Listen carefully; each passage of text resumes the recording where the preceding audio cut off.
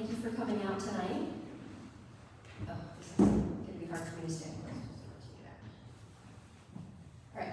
My name is Mary Sederquist. I'm president of the Neighborhood Association. I am also a neighbor on Copenberg Avenue, so tonight's first topic is very relevant to me. I wanted to start by reading the statement that Councilmember Mulcahy's office put out and came and had one of his staff members read at our last meeting, last month's meeting, just to give you an idea of how the city council member stands on the development. So it reads, our office understands how unsettling and frustrating this situation on Willow and Copenberg at 940 Willow feels. As you know, the council member as a candidate was closely connected to the community on this issue last year and was hopeful that the state legislature would come to its senses and not continue to allow developers to bypass local controls. Our office understands that Willow Glen is a community that cares deeply about its character, its streets, and its sense of place, and we hear that loud and clear. Your concerns about building height, traffic, infrastructure, and how this project fits into the neighborhood are completely understandable. But what's happening? Builder's remedy is a state law, not a city policy. Under this law, when a city's housing element isn't certified by the state, developers can propose housing projects that don't have to follow local zoning rules as long as they include affordable housing. That means even if city zoning normally limits height, density, or design, those rules don't apply to builder's remedy projects. The toughest part for our office and the community is that California law doesn't allow the city to deny or stop these projects due to their size, height, density, or conflicts with local zoning.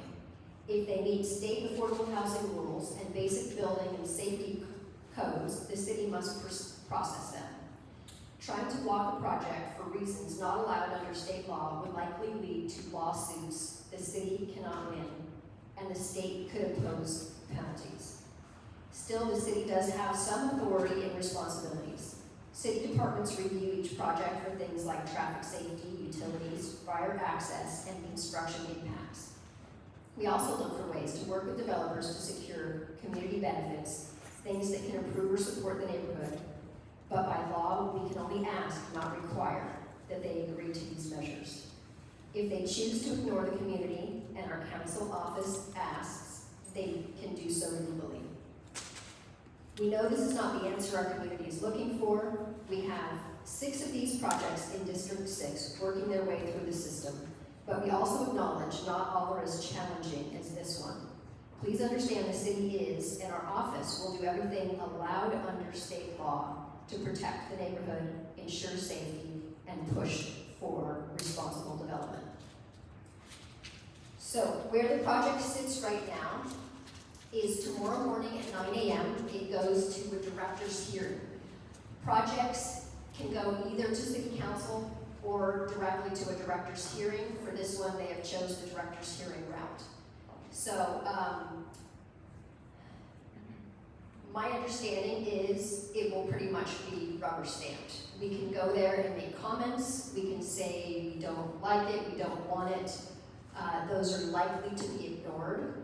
What might be, what I've been told might be heard more is if we have any suggestions for changes in design or changing some elements of the design,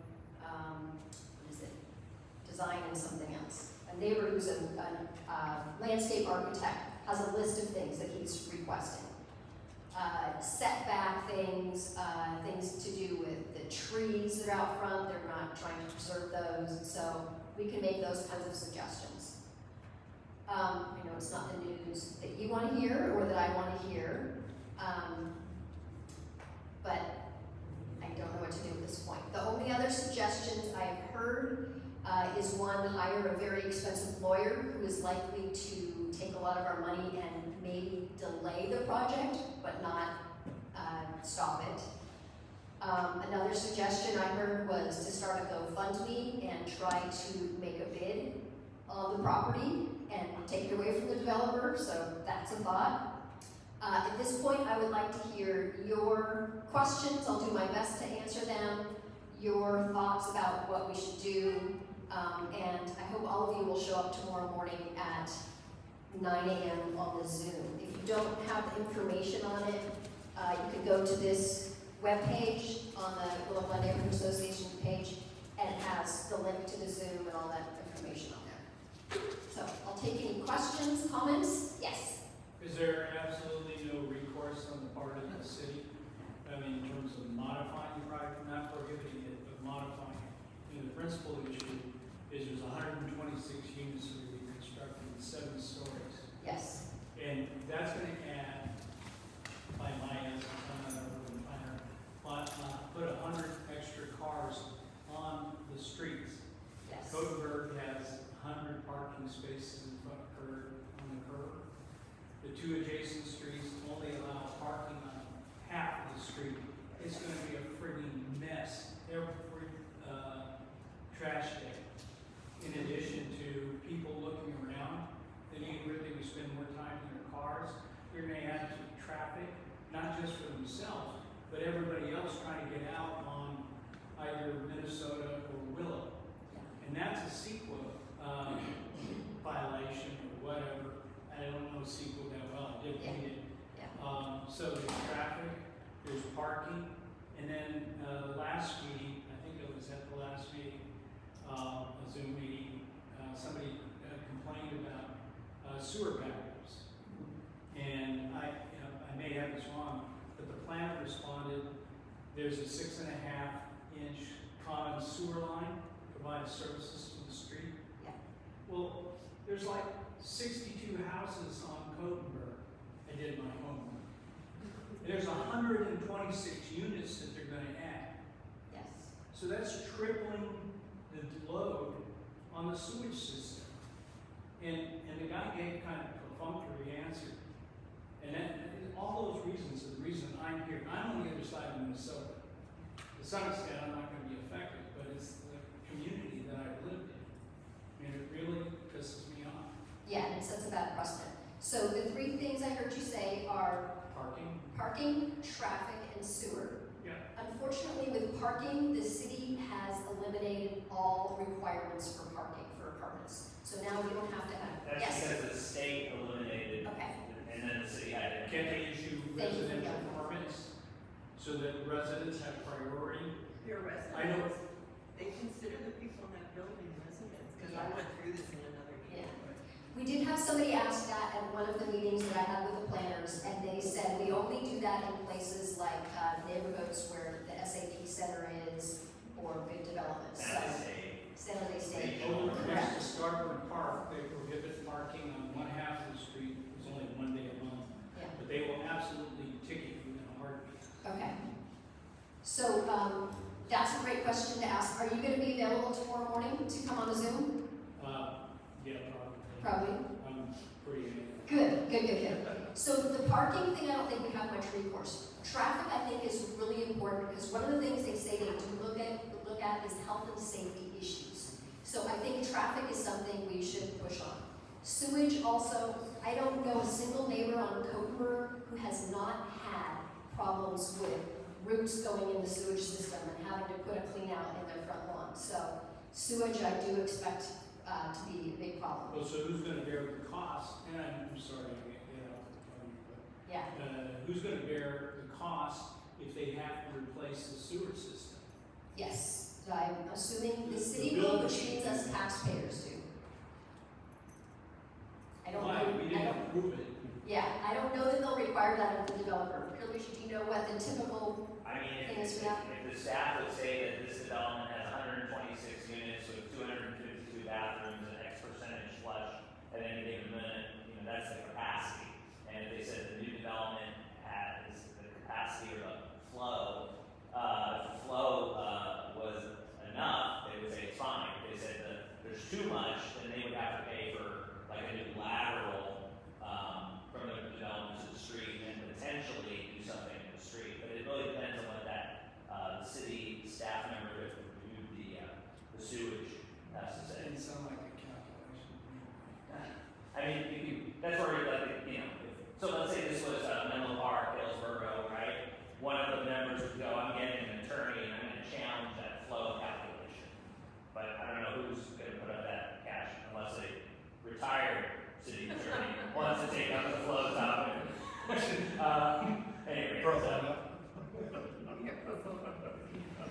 So I look forward to seeing you on the Zoom tomorrow morning and bring up those So questions. the simple question is there any recourse such as requiring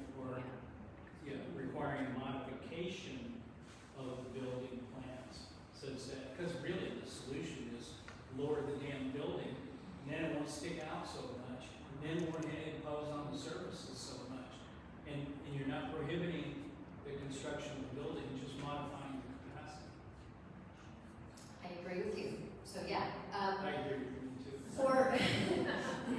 For the purposes of tomorrow morning, typically they allow a 2-minute comment period. If there are a lot of people on the call, they will likely shorten it to 1 minute. So if you can prepare what you want to say within 1 minute so you can cover it all, that would be fabulous. So I'll make sure all your points are brought up. Yes? Is this SB 35? Is that what they're doing it under? This is under Builder's Remedy. Called Builders Remedy? Yeah. It did have a building name, but we don't know what it is. Okay. We can't remember. There's so many. There's Right. 330 and That a lot. Scott Wiener guy, he's doing It's all. Scott Wiener is Yeah. the proponent of most of these, Yeah. and our locally elected state representatives all voted for it, by the way. Yeah. So I think is you may convey your concerns, you also need to convey them to the appropriate level.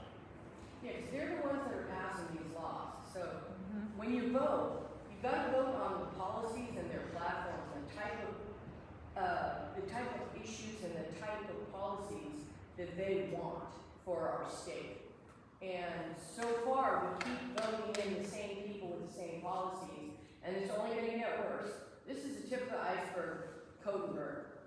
They're going to be everywhere. Yeah. And it's not just Builder's Remedy, because at some point, there's a cutoff for the Builder's Remedy, right? As far as, because we've got our city plan in, it got approved by the state. They cannot add more. However, if they don't pass the housing element on time in the next 6-year block, it can happen all over again. That's right, it can happen all over again, but also, our city, along with our county and along with our state, continues to push for, urbanizing single-family neighborhoods this way. So, again, you have to think about the way you vote. It's not a party thing, you gotta vote for policy. You gotta steer away from that and start voting for common sense things that aren't gonna hurt our neighborhoods. Thanks, Helen. Anyone else? Questions, comments? Yes?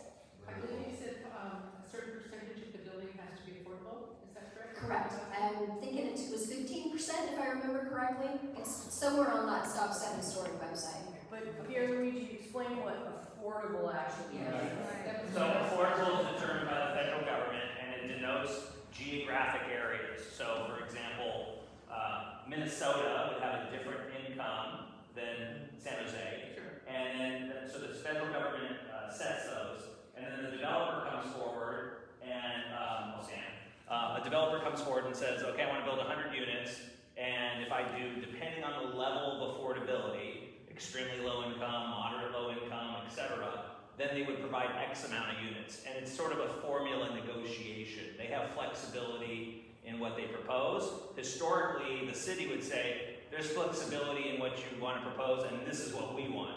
Now that's really out of the city's hands. When I was on the council, there was a proposal to convert that to high-density housing, and because the laws were different, I said, no.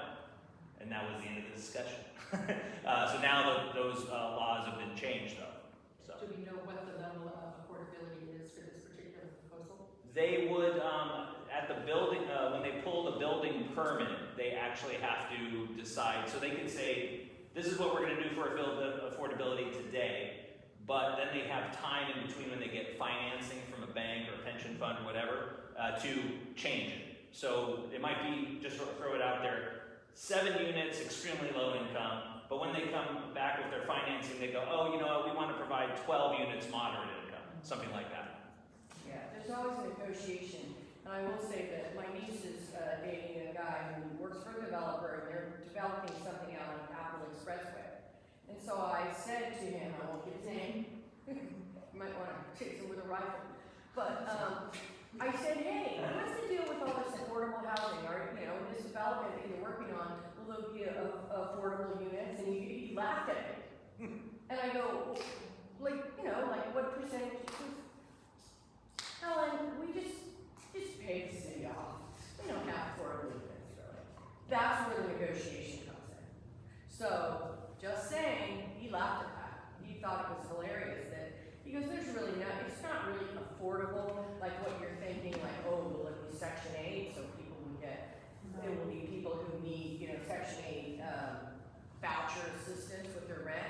He goes, no, it's not like that. It is a negotiation that Pierre Luigi's talking about, but oftentimes it ends up no units that are actually affordable based on what we might be thinking in our minds as affordable. It's still, like you said, it can be moderate. Other questions, comments? Yes? Under the health and safety topic, do they have to do a study that shows response times of emergency responders to the street before and after this building goes up? Because my concern would be fire trucks all of a sudden now trying to we live in the middle of the street, so that's a big concern, right? If cops, ambulance, fire's gotta come that way, and you've got people backed up, because my nightmare scenario is that the entrance to the parking garage is on Cotenberg, and then you got 10 cars from Willow on Cotenberg just waiting in that parking garage, and now a house burns down. Yes. So is that something they have to So they are required to do a study through the fire department. The fire department did their assessment. I looked for it on the city planning pages.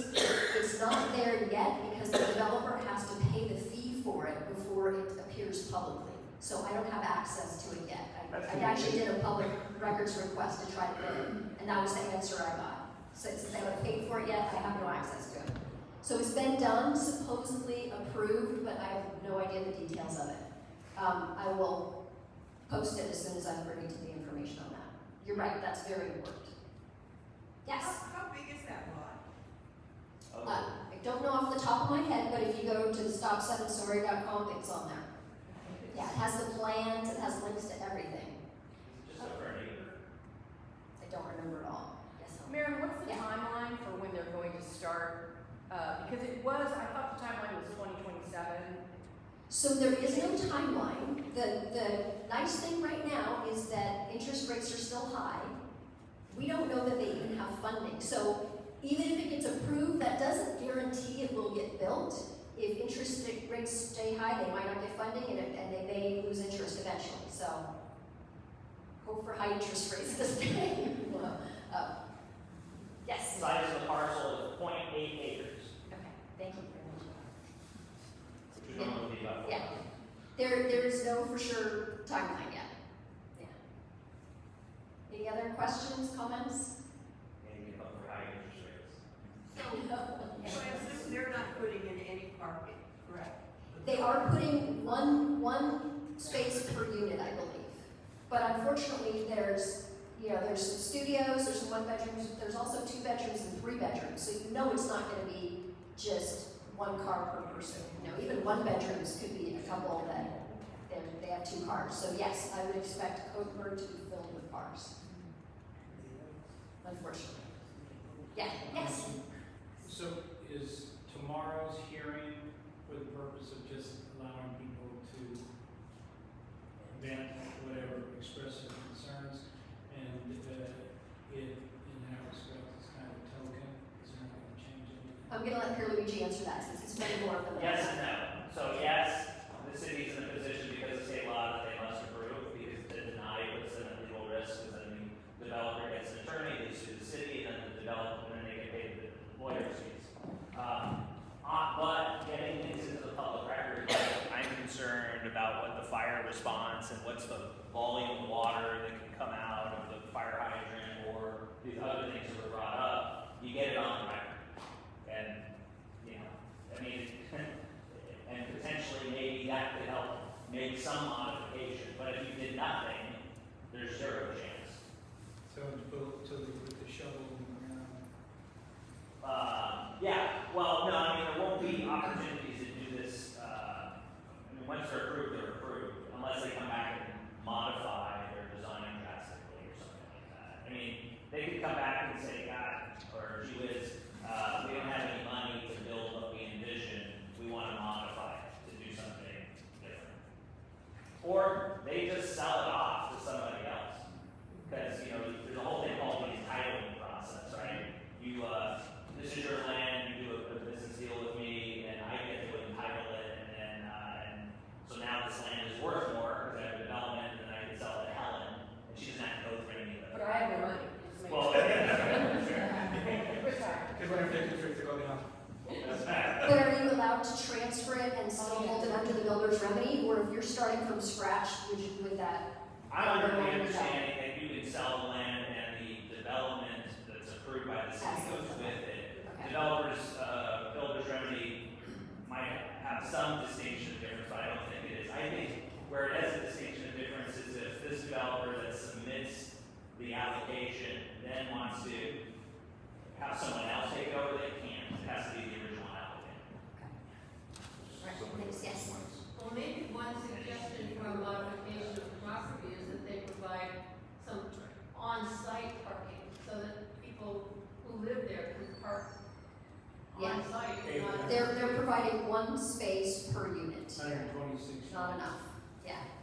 But the Yes. statistics say 80% of all households have 2 people.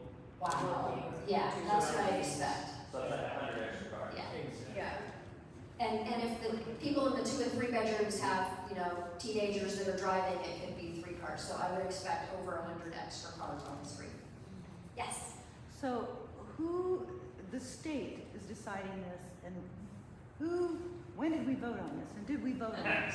Who was the decision maker So it was on our, this? it was And our, who's that person? yeah, the state legislature, so our assembly member and our state senator voted for this. our Do super you remember when majority. it was? It was Super majority. 20, There's been about But did a dozen. citizens vote on this at all? Or No, did no. they decide No. for all of us No. citizens without us knowing? Because I There's don't never remember even been a seeing it. community meeting to Thank ask you. your opinion on it Thank because you. it probably wouldn't be popular. Right. So the state legislature has passed maybe 12 to 20 laws that affected land use, and the governor has signed those laws, and so they are effective. But we each elect our locally elected state rep, but I think a lot of times people don't know what the issue is. Like, where do you go when there's a problem? Like, they typically go to city council because that's local. But, you know, you have a school board trustee, you have a water board member, you have a state assembly member, or state senator, et cetera. So, but there's been a whole flurry of these bills. Laws. yes, I can't imagine any of us would vote for this. Right. Yes, Lauren. Not to put my hat in the ring Yeah. after that, because I might get a lot of like crazy looks, but I work for Assemblymember Pellerin. Learning that. So for anyone who wants to get their opinions to her, she is worried about this. This is something, housing is not her expertise. You know, she got voted in 2023. And so we're learning and going to these meetings and hearing people like you, and it's concerning to her because she's also agreeing like this is not something that should be happening in Willow, Glen and other communities. So at the end of this, if you guys want to come to me, give you your opinions, it's something, yeah, I have a card. So I could also just leave that outside as well. But she abstained from the She did. 79 vote. She did. Because she was making deals with Scott Wiener. She was trying And to it's amend not that. true that Yeah. Santa Cruz, where she lives, is exempt from the same rules that are happening and are going to progress these buildings in Willow Glen. I'm not a Santa Cruz rep, so I'm focused on here. But that's something you can talk to her about. I can't speak on her behalf, but at the same time, she's not rooting for this by any means. And she knows Scott, and she had a lot of conversations with him about amending it because she didn't think it was right for agencies to just have control Well, I over think it was local amended boards. so that Santa Cruz was exempt where she lives. That is not something I'm aware of. I'm nor- aware of that. Well, that's not something we're aware of in the office. But I mean, that's something you can easily talk to her about. So after this, if you guys want my card, I just wanted to put it out there. Thanks for being here, Lauren. Yeah. Any other questions, comments? Yeah, Okay. Let me just say also, I think unfortunately, mistakes have to be made for people to realize what the implications are. Because I think the legislature passes a variety of bills, and until something comes forward, then they see the impact. And but unfortunately for the residents of Coachingburg, whatever would happen is too late. But I just think that's people typically pay attention to government when it really affects them. But there's been a lot of things, and to keep track of things. And that's why we, as a neighborhood association, are trying to alert the community about. We wrote a letter about SB 79 to our state reps, telling them, asking them to vote no. We've had other activities that we've done. The city of San Jose has to pass its general plan update in the next year, and that's going to really focus on, because the state is like, you need to produce a lot of housing, and the city's like, well, we can only produce so much, and interest rates are high, or other factors, or there's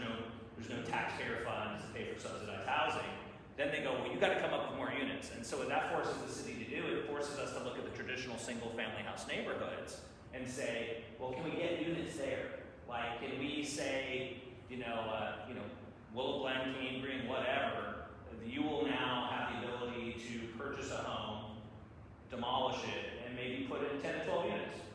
And who knows when that'll happen, but it's part of the city's under pressure from what they call the HCD, which is the housing department from the state. And by the way, they're being audited because their actual data on how they get to allocating so many units to each city, they weren't really able to show the math. And so that's an issue. So but it's important that you kind of know these things, just for, it's your neighborhood, right? It's what we aspire to live in. Well, and as it is, can't people, raise their single-family homes now in Willow Glen and build 4 to 6 units? That's correct. But the city would be looking to go even further, to try to meet the housing number. Is the city all for that currently? Yes. It's being studied right now through the general plan update, and then there'll be a proposal that comes to city council approximately June, August of 2026. So originally, the city's general plan said, hey, we are going to focus development along light rail, downtown, maybe a street that has 6 lanes, and we're putting a bubble over the single-family neighborhoods. Then the state came in and modified that you can take down the house and put up to 4 to 8 units, and now the city's like thinking, well, where can I get the units? Because there's limited construction dollars going on, and so they think they need to modify the single-family neighborhood zoning promoting ordinance because maybe someone will fund 10 units on Blewett, but they're not going to build, a 5-story building on Riddick. So, it just, Okay, thank you for your wealth of information. Yeah, Really that's do. what Okay, I hope to see everybody at 9 a.m. on the Zoom tomorrow. Thanks for showing up. I'm going to take like a 2-minute break so I can greet our next guests, and then we'll get started on our assessors forum.